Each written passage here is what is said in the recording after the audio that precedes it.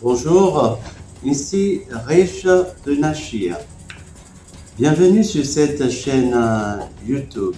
Aujourd'hui, pour ce quatrième numéro de notre série de vidéos, je vais vous entretenir sur l'impact de l'environnement visuel sur le cerveau et par ricochet sur votre vie et plus précisément sur votre mental et votre bien-être total. Avant de continuer, je vous prie de bien vouloir vous abonner au cas où vous ne l'auriez pas encore fait. Aussi, likez et partagez.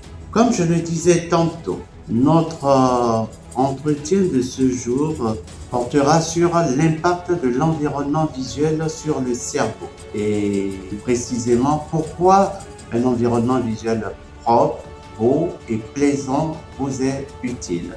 En effet, l'environnement visuel peut avoir un impact sur le cerveau et par ricochet sur le type de pensée développée et les vibrations subséquentes. L'environnement visuel, que ce soit dans l'entourage immédiat, dans les films ou suscité dans vos lectures, c'est-à-dire imaginatifs, chaque environnement visuel, disais-je, est un vecteur d'énergie. Cela nous amène donc à accorder de l'attention à notre environnement visuel et à veiller à ce qu'il soit propre, beau et plaisant pour qu'il soit un vecteur d'énergie positive.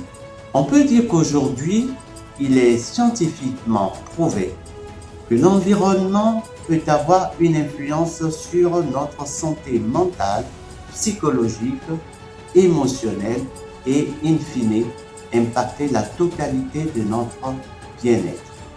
Notre bien-être, bien entendu, physique et mental. Beaucoup de malades et de personnes éprouvées jouissent des effets, soit positifs, d'un bon environnement visuel ou subissent le revers de ceci lorsqu'il est négatif. En corollaire, il est par exemple déconseillé de placer des photos d'organes malades dans les structures sanitaires. Mettre plutôt des photos d'organes sains dans le champ visuel des patients dans un environnement gai et sain constitue un bon terreau pour le rétablissement de la bonne santé. Encore une fois, je vous prie de vouloir bien vous abonner et de cliquer sur la cloche de notification pour ne pas rater nos prochaines vidéos. Et surtout, partagez. Car n'oubliez pas que vous êtes un élément primordial de cette série vidéo. Et donc, si vous pensez que cela suscite de la réflexion, ne fût-ce qu'une petite réflexion chez vous, que cela vous apporte quelque chose, ayez l'amabilité de partager. Car encore une fois, comme on l'a dit tantôt, le bonheur est un parfum qu'on ne peut répandre sur autrui sans en faire jaillir quelques gouttes sur soi-même.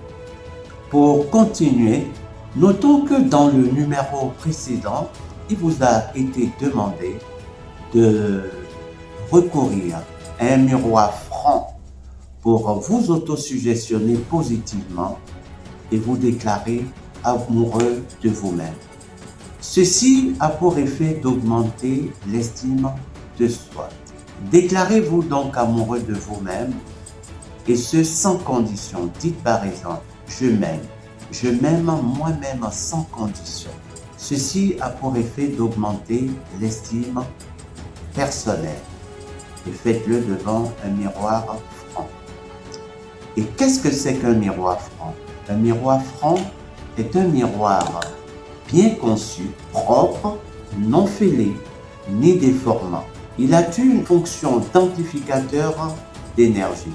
Et s'il est sale, fissuré ou déformant, cette fonction se trouve altérée pour celui qui s'y mire, en perturbant son équilibre énergétique, avec pour conséquence la limitation des opportunités et une sensation de blocage.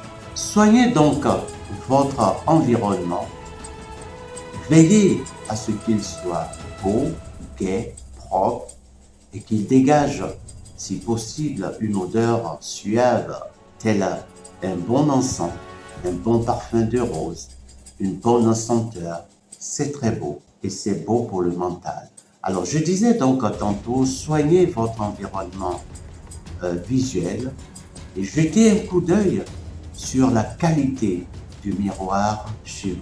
C'est sur ce point que je m'arrêterai pour la vidéo de ce jour. Nous nous donnons rendez-vous pour le numéro qui aura pour sujet quelque chose qui vous intéressera. Je préfère vous réserver la surprise. Merci pour votre aimable attention. Et encore une fois, abonnez-vous, likez et partagez. Paix et bénédictions sur vous. C'était votre serviteur et booster, Rich de Nachir. Je vous aime. Ciao.